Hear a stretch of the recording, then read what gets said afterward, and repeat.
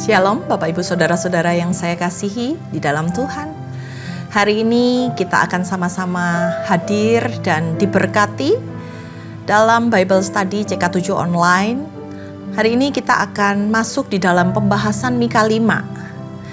Kita akan mendapatkan bagaimana nubuatan-nubuatan Tuhan, pesan-pesan Tuhan yang pastinya mungkin kalau kita pelajari hanya kita baca, kita nggak ngerti manfaatnya.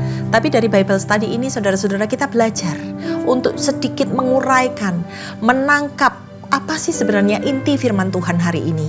Nah untuk itu saudara-saudara, saya yakin dan percaya ketika saudara dengan tekun datang, ketika saudara dengan tekun mau belajar, mau mendengarkan, mau mempelajari ketika kami mengupas ayat demi ayat, kita semua akan bertumbuh, kita semua akan berkembang menjadi manusia yang bukan hanya disebut sebagai orang Kristen, tetapi orang yang memiliki pemahaman yang benar dan hidup di dalam kebenaran ketika Anda melakukannya. Mari sebelum kita bahas satu persatu, kita akan masuk di dalam pujian penyembahan. Mari kita siapkan hati kita. Terima kasih.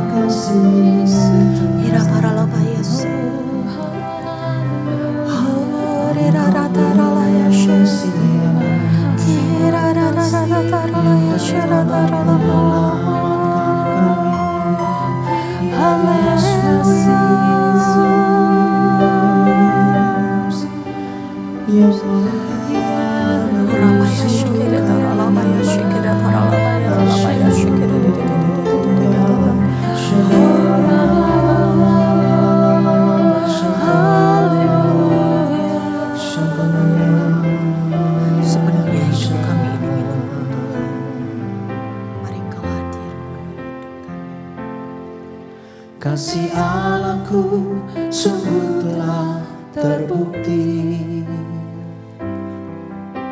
ketika Dia serahkan anaknya. Kasih Allah mau berkorban bagi kau dan aku. Tak ada kasih seperti kasih-Mu. Kasih Allahku sungguh telah terbukti ketika Dia serahkan anaknya. Kasih Allah mau berkorban bagi kau dan aku. Tak ada kasih seperti kasih-Mu. Bersyukur, bersyukur, bersyukurlah, bersyukur karena kasih setia-Mu. Ku sembah, ku sembah, ku sembah dan ku sembah.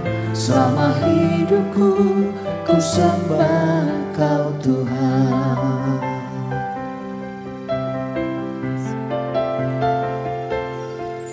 Kasih Allahku sungguh telah terbukti ketika Dia serahkan anaknya. Kasih Allah mau berkorban bagi kau dan aku. Tak ada kasih seperti kasih-Mu. Kasih Allahku sungguh telah terbukti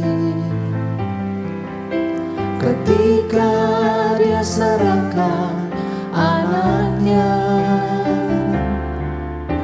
Kasih Allah mau berkorban bagi kau dan aku. Tak ada kasih seperti kasih-Mu. Bersyukur, bersyukur, bersyukurlah, bersyukur karena kasih setia-Mu. Ku sembah, ku sembah, ku sembah dan ku sembah. Selama hidupku ku sembah Kau Tuhan. Bersyukur, bersyukur, bersyukurlah, bersyukur karena kasih setiamu. Ku sembah, ku sembah, ku sembah dan ku sembah. Selama hidupku ku sembah Kau Tuhan.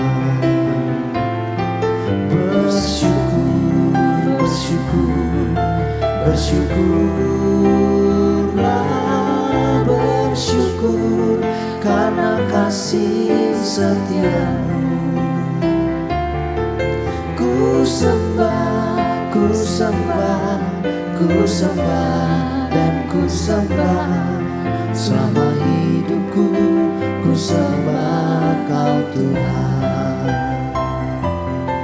Selama hidupku ku sembah Kau Tuhan.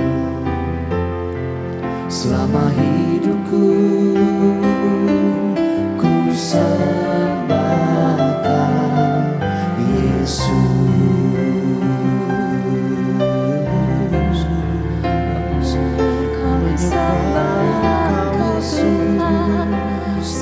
Yang menyelamatkan kami, Allah Mesias, Allah Immanuel.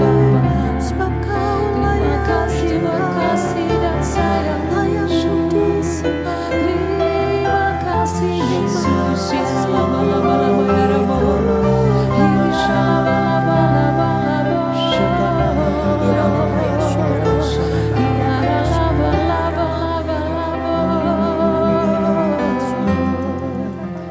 Kau kuatkan aku bertahan, Kau harapan dalam kesesakan. Kau buktikan kesetiaan-Mu Tuhan. Engkau Allah Immanuel. Kau kuatkan aku bertahan, Kau harapan dalam kesesakan. Kau buktikan kesetiaan-Mu Tuhan. Engkau Allah Immanuel. Kau kuatkan aku bertahan, Kau harapan dalam kesesakan. Kau buktikan kesetiaan-Mu Tuhan. Engkau Allah Immanuel. Kau kuatkan aku bertahan, Kau harapan dalam kesesakan. Kau buktikan kesetiaan-Mu Tuhan. Engkau Allah Immanuel. Engkau Allah Immanuel.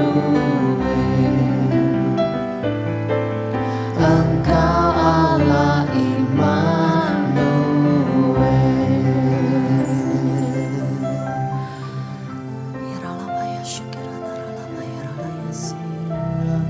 Terima kasih ya Tuhan, kalau kami boleh ada di tempat ini Tuhan. Kami mau siapkan hati kami, pikiran kami ya Tuhan, untuk kami boleh belajar kebenaran firman-Mu. Engkau yang menyampaikan Tuhan, setiap pernyataan-pernyataan-Mu melalui segala apapun yang kami pelajari hari ini.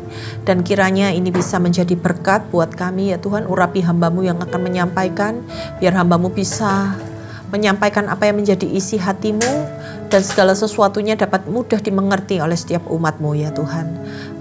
Berbicaralah ya Roh Kudus, kami siap mendengar. Hanya di dalam nama Tuhan Yesus setiap yang percaya katakan amin. Baik saudara-saudara, kita akan masuk di dalam Mika ke-5. Kalau judul perikopnya adalah Raja Mesias dan Penyelamatan Israel. Kitab Mika ini memang kalau dilihat-lihat saudara-saudara identik dengan beberapa bagian dari kitab Yesaya. Salah satunya kemarin di Mika 4 ada beberapa ayat yang sama yang juga digunakan oleh Nabi Yesaya di dalam pasalnya. Nah, apa aja? Yaitu ketika dikatakan bahwa alat-alat perang itu nantinya akan digunakan sesuai fungsi yang berbeda, yaitu bagaimana ada pedang yang kemudian dijadikan sebagai mata bajak, atau tombak yang kemudian digunakan untuk menyabit tanaman. Nah, di dalam Mika 5 ini juga ada menyampaikan hal yang sama dari apa yang Yesaya lakukan, Yesaya perkatakan, yaitu tentang kedatangan pemerintahan yang damai. Kita nggak tahu ya di sini siapa yang mengutip, antara Yesaya yang mengutip kitab Mika atau Mika yang mengutip perkataan dari apa yang disampaikan Tuhan kepada Yesaya, atau mereka berdua memang mendapat pewahyuan yang sama, perkataan yang sama yang benar-benar dari Tuhan. Tapi yang pasti di sini apa yang mereka sampaikan itu saling memperjelas bahwa pesan ini adalah pesan yang penting sehingga diulang, dan pesan ini akan digenapi karena ada penekanan.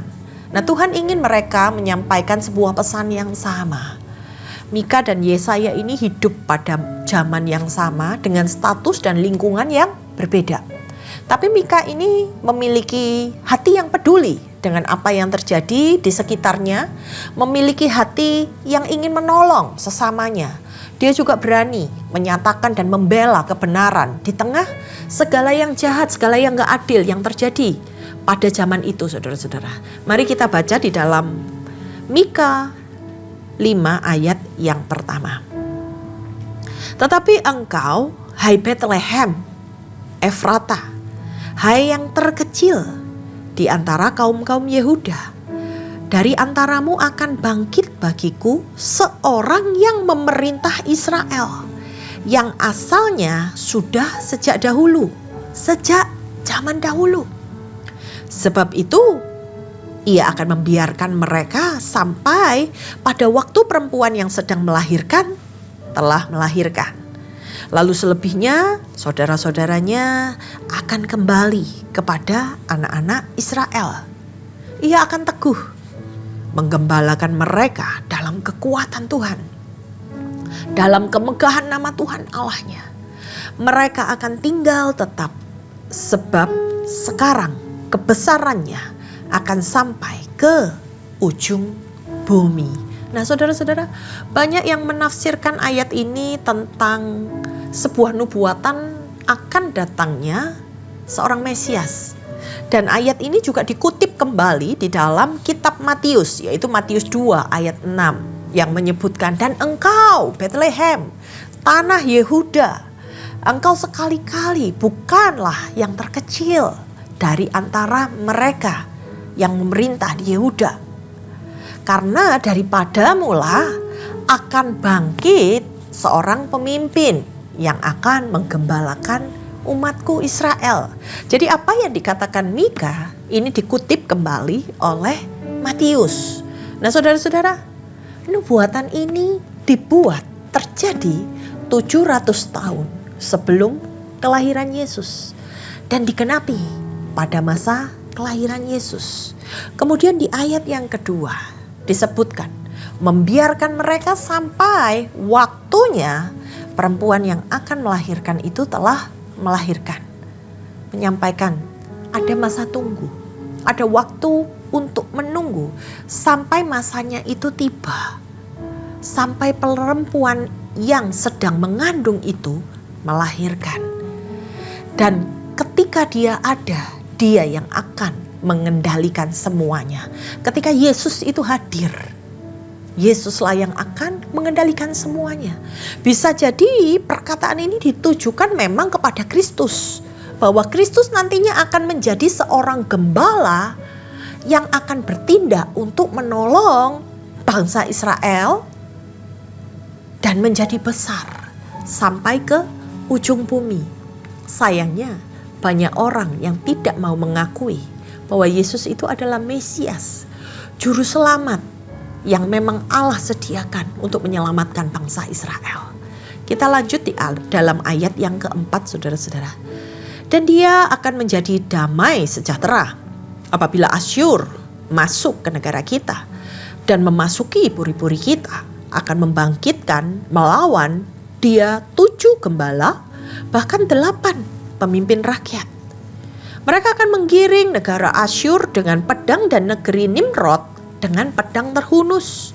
Ia akan melepaskan kita dari Asyur apabila ia memasuki negeri kita dan menginjak wilayah kita. Ayat yang ke-6, sisa keturunan Yakub akan ada di antara banyak bangsa. Saya ulangi sekali lagi, sisa keturunan Yakub, sisa orang Israel akan ada di antara banyak bangsa. Mereka akan terserak seperti embun dari Tuhan, seperti rintik hujan ke atas tumbuh-tumbuhan. Jadi akan menyebar kemana-mana, yang tidak mengharapkan orang dan tidak menanti-nantikan anak manusia. Sisa keturunan Yakub akan ada di antara bangsa-bangsanya, di tengah-tengah banyak bangsa, seperti singa di antara binatang hutan, seperti singa muda di antara kawanan kambing domba. Kemanapun ia pergi, ia menerkam dan mencabik. Tidak ada yang melepaskan. Tanganmu akan diangkat melawan para lawanmu, dan semua musuhmu akan dilenyapkan. Nah, sisa Yakub ini, saudara, adalah bangsa Israel yang pada waktu itu terserak pada masa pembuangan itu. Terserak ke seluruh dunia dan jumlahnya itu banyak. Dikatakan ada kata embun dan dirus hujan. Itu merupakan sebuah simbol di mana bahwa akan diberikan berkat. Karena apa? Karena orang-orang Israel yang tersebar di seluruh dunia ini, mereka akan menjadi orang-orang yang menjadi berkat. Di mana tempat mereka ada, tanah menjadi subur, menghasilkan hasil yang berlipat-lipat kali ganda. Dan dikatakan mereka ini begitu disertai Tuhan, maka mereka akan seperti singa dan binatang buas yang kuat dan perkasa, dan mereka akan dapat mengalahkan setiap musuh yang ada di hadapan mereka. Karena apa? Karena mereka adalah bangsa pilihan Tuhan. Sekalipun mereka terserak, tapi Tuhan tetap menyertai mereka. Di ayat yang ke-9 kita lanjutkan, saudara-saudara. Pada waktu itu, demikianlah firman Tuhan. Aku akan melenyapkan kuda-kudamu dari antara kamu dan menghancurkan kereta-keretamu. Aku akan melenyapkan kota-kota negerimu dan meruntuhkan seluruh kubumu. Aku akan melenyapkan segala ilmu-ilmu sihir dari tanganmu, dan para peramal tidak akan ada lagi padamu. Aku akan melenyapkan patung-patungmu dan tugu-tugu berhalamu dari tengah-tengahmu. Engkau tidak akan lagi sujud menyembah buatan tanganmu. Aku akan mencabut tiang-tiang berhalamu dari tengah-tengahmu dan akan memusnahkan kota-kota pemujaanmu. Aku akan membalas dendam dalam murka dan dengan kobaran amarah kepada bangsa-bangsa yang tidak mau mendengarkan. Ini sebuah teguran yang diarahkan kepada mereka. Ini mengingatkan mereka tentang sebuah penghakiman terhadap bangsa-bangsa. Kuda, kereta-kereta itu berbicara tentang apa? Berbicara tentang hal-hal duniawi. Kemudian dikatakan ada penyembahan berhala, segala sesuatu yang mereka buat oleh tangan mereka dan kemudian mereka sembah, yang mereka jadikan kekuatan untuk melawan Tuhan. Itu akan dilenyapkan. Lalu dikatakan juga Tuhan akan melenyapkan bahkan kota-kota, kubu-kubu, setiap tugu-tugu penyembahan berhala, semuanya akan Tuhan lenyapkan. Dan mereka tidak lagi menyembah hasil tangan mereka.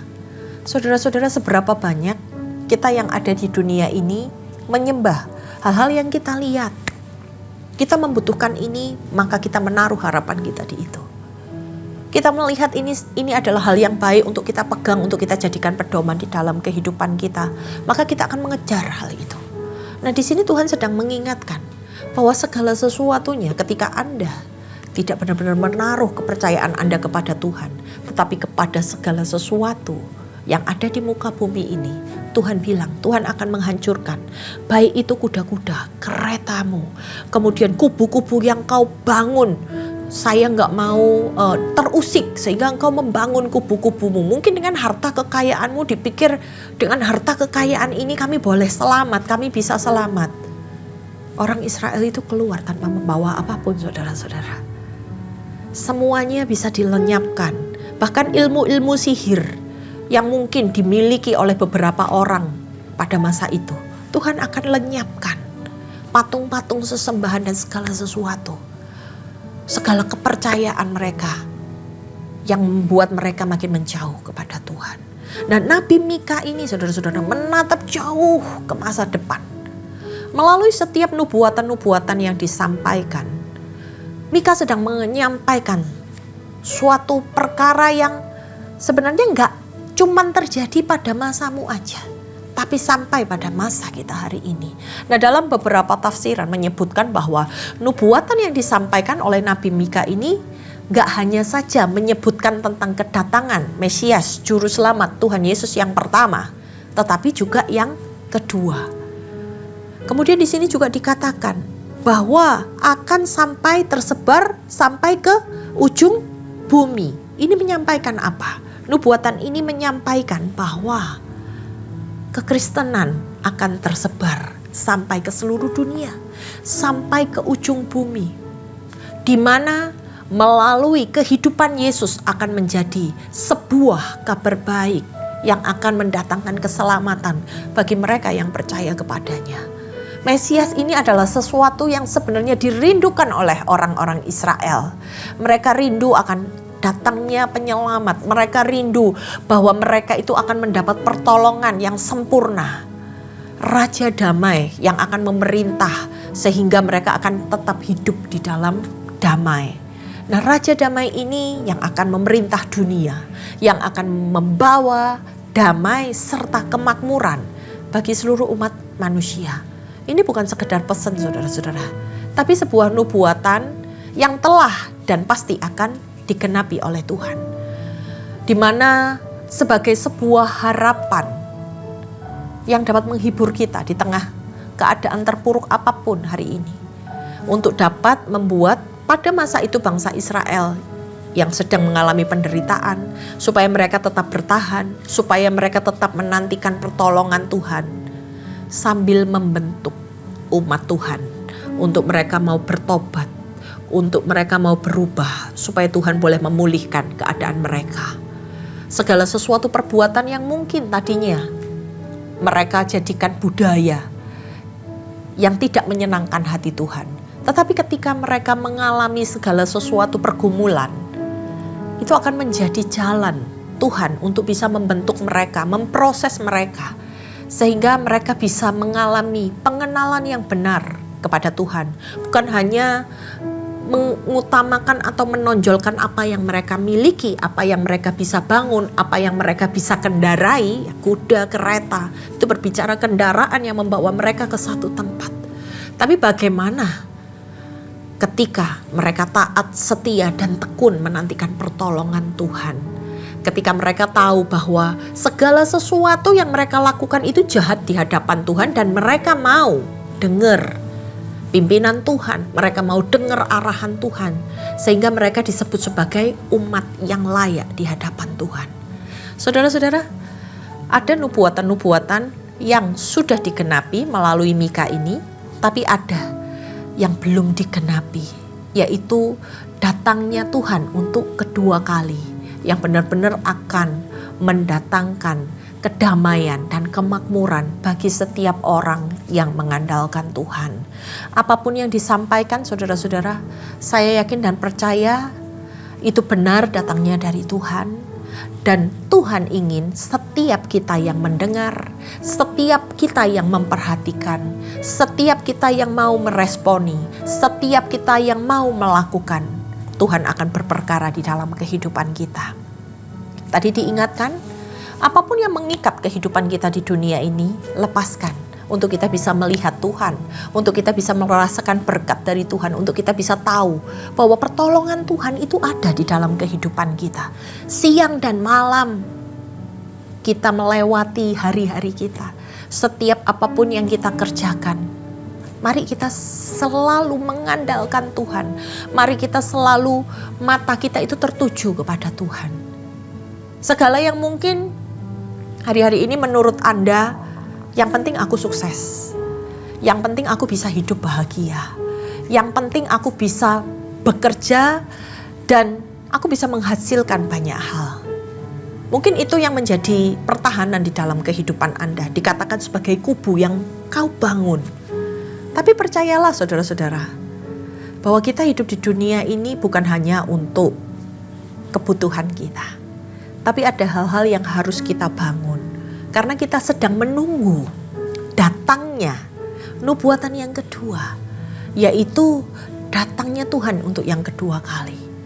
Nah, dikatakan ketika mereka merasakan pemulihan, itu karena ada sebagian, sekelompok orang yang benar-benar masih melakukan apa yang benar di hadapan Tuhan. Sehingga mereka dikhususkan, sehingga mereka dikumpulkan.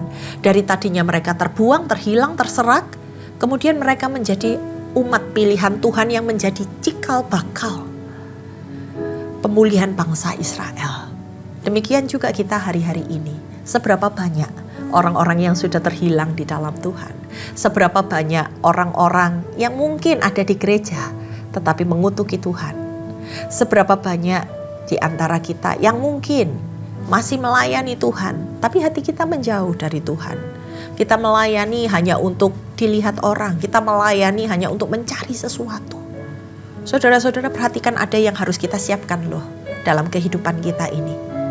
Dan Tuhan menyelamatkan orang-orang, sekelompok orang-orang yang mau hidup benar, yang mau benar-benar tekun menantikan kedatangan Tuhan untuk yang kedua. Untuk itu hari ini mari saya ajak supaya kita gak main-main hidup di dalam Tuhan. Melalui apa yang Tuhan peringatkan bahwa Mesias itu akan menyelamatkan kita semua. Mari kita pegang itu dan kita lakukan apa yang jadi bagian kita. Mari saudara-saudara, saya ajak kita untuk tundukkan kepala dan kita mau datang ke hadapan Tuhan. Terima kasih ya Tuhan, kalau Engkau telah mengiringi perjalanan hidup kami sampai hari ini. Pesan firman-Mu Tuhan itu mengingatkan dan menguatkan kami. Bahwa di dalam kehidupan kami harus mempertanggungjawabkan segala sesuatu. Apapun yang kami kerjakan, apapun yang kami pikirkan, semuanya ada di dalam kendalinya Tuhan. Untuk itu, izinkan kami untuk bijaksana di dalam menjalankan hari-hari kami. Untuk kami tetap dengar-dengaran akan Engkau. Untuk kami tidak terikat dengan apapun yang dunia ini tawarkan. Tetapi mata dan hati kami hanya tertuju kepadamu. Kami mau melakukan apa yang benar dan berkenan di hadapan-Mu. Terima kasih ya Tuhan, kami percaya message ini Tuhan akan bisa kami lakukan. Kami akan menjadi pelaku firman-Mu. Dan kami percaya kebajikan-Mu, kebenaran-Mu, keselamatan yang daripada-Mu akan kami nikmati di dalam kehidupan kami. Terpujilah nama-Mu ya Bapa. Kami serahkan seluruh kehidupan kami, keluarga kami Tuhan, gereja kami, dan bangsa kami hanya di dalam nama Tuhan Yesus. Haleluya. Amin. Terima kasih saudara-saudara sudah mengikuti Bible Study hari ini, dan kita jumpa kembali di hari berikutnya. Tuhan Yesus memberkati.